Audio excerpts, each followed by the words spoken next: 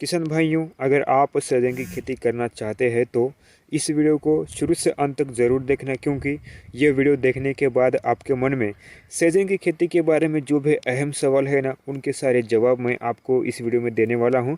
तो कृपया करके इस वीडियो को शुरू से अंत तक ज़रूर देखना। अगर आपको इस वीडियो में दी गई जानकारी पसंद आती है या फिर आप इस जानकारी से सहमत हैं तो ही इस वीडियो को लाइक करना, अदरवाइज़ इस वीडियो को लाइक करने की कोई भी आवश्यकता नहीं है। तो चलिए फिर शुरू करते हैं आज के इस वीडियो को। दोस्तों, सहजन एकमात्र ऐसी फसल है जिसकी खेती करके किसान हर साल लाखों रुपए की कमाई कर रहे हैं और करने भी चाहिए, क्योंकि सहजन एकमात्र ऐसी फसल है जिसको करने के लिए खर्चा बहुत ही कम आता है और इससे आमदनी बहुत ही अच्छी मिलती है। तो इसलिए देश के कई किसान सहजन की खेती करने के लिए हमेशा उत्सुक रहते हैं, लेकिन उनको सही वैरायटियों की जानकारी ना होने के कारण वो सहजन की खेती करने से थोड़ा घबराते हैं। तो उन किसानों के लिए आज का ये वीडियो बहुत ही खास होने वाला है, इसलिए इस वीडियो को शुरू से अंत तक ज़रूर देखना। दोस्तों, कुछ किसान भाई हमारे सहजन की खेती करना तो चाहते हैं, लेकिन उनको सही वैरायटियों का पता ना होने के कारण वो सहजन की खेती कर नहीं पाते हैं। तो उनके लिए मैं बताना ये चाहता हूँ कि दोस्तों, वैसे तो सहजन की काफ़ी वैरायटियाँ मार्केट में अवेलेबल है, लेकिन उनमें से कुछ वैरायटियाँ हम किसानों में काफ़ी प्रसिद्ध है, जिसका चयन करके किसान हमेशा इसकी खेती करने के लिए उत्सुक रहते हैं। उन वैरायटियों के नाम कुछ इस प्रकार से है दोस्तों। नंबर 1 पर आती है रोहित 1, रोहित 2, रोहित 3। नंबर 2 पर आती है PKM 1, PKM 2, PKM 3 और नंबर 3 पर आती है ओडिसी 1, ओडिसी 2, ओडिसी 3। किसान भाइयों, ये सभी वैरायटियाँ साल में 2 बार फल देते हैं और इसकी पहली हार्वेस्टिंग पर आपको लगभग 5 से 8 टन का आवर्धन उत्पादन मिलता है। अगर आप इसकी देखभाल अच्छी तरीके से करते हैं तो आपको जो है पहली हार्वेस्टिंग पर 8 से 10 टन का आवर्धन उत्पादन भी मिल सकता है।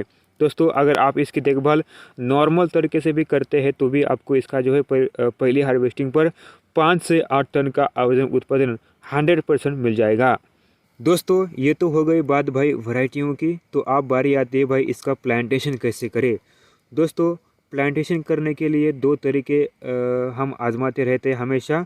तो पहला तरीका ये है कि भाई आप डायरेक्ट बीजों की बुआई करके जो है सहजन की खेती कर सकते हैं। दूसरा है इसके पौधे नर्सरी में बनाकर डायरेक्ट आप पौधों का भी प्लांटेशन कर सकते हैं। हमने यहाँ पे जो डायरेक्ट बीजों की बुआई की थी, तो उसके ये सारे पेड़ हैं। तो आप जो है कोई भी एक तरीका आजमा कर सहजन की खेती कर सकते हैं। तो अब बात आती है भाई 2 पौधों में हमें कितना अंतर रखना चाहिए, 2 लाइन में हमें कितना अंतर रखना चाहिए। दोस्तों, ये जो आप 2 लाइन में गैप देख रहे हैं ना भाई, ये 10 फीट का गैप है और 2 पौधों में हमने करीब 5 फीट का गैप रखा है, क्योंकि ये ज़मीन बहुत ही हल्की ज़मीन है, बहुत ही लो क्वालिटी की ज़मीन है, इसलिए हमने जो है इसके अंदर डिस्टेंस थोड़ा कम रखा है। अगर ज़मीन आपकी अच्छी है तो आपको जो है कम से कम 8 बाई 15 पर लगाना चाहिए। अगर आपकी ज़मीन उससे भी अच्छी है तो आपको जो है इसका अंदर का अंतर कम ज़्यादा करना चाहिए।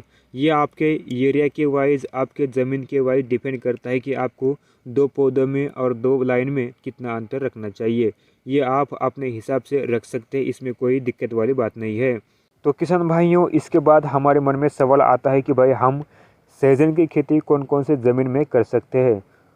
तो दोस्तों, मैं आपको बताना चाहता हूं कि भाई आप सहजन की खेती हर तरह की मिट्टी में, हर तरह की ज़मीन पर इसकी जो है खेती आप कर सकते हैं, लेकिन जिस खेत में पानी जमा होता है या फिर आपका खेत नदी या नाले के किनारे पर है, जिसके कारण उसमें जो है पानी हमेशा जो है आता रहता है या फिर पानी जो है रिसता रहता है, तो आप इस तरह के खेतों में सहजन की खेती करने से बचें, क्योंकि सहजन एकमात्र ऐसी फसल है जिसको पानी बहुत ही कम लगता है।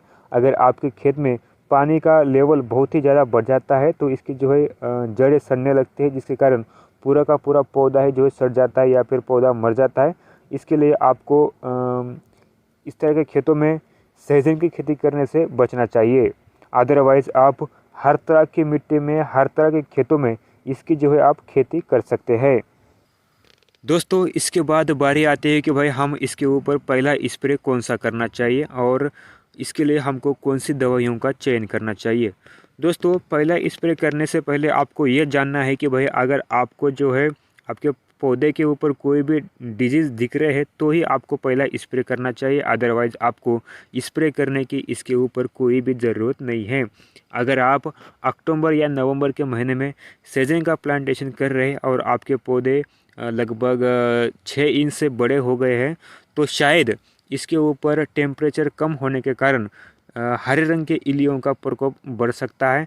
अगर आपके सहजन के पौधे के ऊपर हरे रंग के इल्लियों का प्रकोप बढ़ चुका है तो आपको निवान दवाइयों को 1 से 1.5 ml पर लीटर पानी में मिला के आपको स्प्रे करना है। इस दवाई का स्प्रे करने के तुरंत 10 से 15 मिनट के अंदर आपके पौधे के ऊपर जितने भी हरे रंग के इल्लियाँ हैं या फिर पत्ते को खाने वाले इल्लियाँ हैं वो सारे के सारे इल्लियाँ जो है मरकर ज़मीन के ऊपर झड़ती हुए आपको नज़र आती है। दूसरा किसान भाइयों, अगर आपने पौधों को ज़्यादा पानी दे रखा है जिसके कारण पौधे के पत्ते पीले पड़ रहे हैं या फिर पौधे का जो ऊपर का जो तना होता है यानी कि जिसको हम शेंडा कहते हैं वो अगर पीला पड़ा है तो आपको बाविस्टिन दवाइयों को आपको जो है 1 से 1.5 ग्राम पर लीटर पानी में मिला के आपको स्प्रे करना है। आप इन दोनों ही दवाइयों को एक साथ मिलाकर भी स्प्रे कर सकते हैं जिससे आपके पौधे के ऊपर हरे रंग की इल्ली और पत्ते पीले पड़ने की जो समस्या आ रही है वो सारी दूर हो जाएगी। किसान भाइयों, अब बारी आती है कि भाई सहजन के पौधे की पहली कटिंग हमको किस प्रकार से करनी चाहिए और पौधे का कितना हिस्सा हमको कट करना चाहिए। तो इसके बारे में मैंने पहले से ही वीडियो बनाकर अपने चैनल पर अपलोड कर दिया है। आप वो वाला वीडियो जाके एक बार ज़रूर देखना और उस वीडियो की लिंक मैंने इस वीडियो के डिस्क्रिप्शन बॉक्स में दे रखी है, आप वहां से भी उस वीडियो को जाके देख सकते हैं। तो किसान भाइयों, इस वीडियो में मैंने आपको सहजन की खेती करने के लिए ज़मीन किस प्रकार की होनी चाहिए, सहजन की कौन कौन सी बेस्ट वैरायटियां हैं और सहजन के 2 पौधों में हमें कितना अंतर रखना चाहिए, 2 लाइन में हमें कितना अंतर रखना चाहिए, इसके बारे में मैंने आपको इस वीडियो में जानकारी दी है। किसान भाइयों, मुझे कई सारे किसानों के कमेंट आते हैं कि भाई हमको सहजन के बीज चाहिए, तो उन सब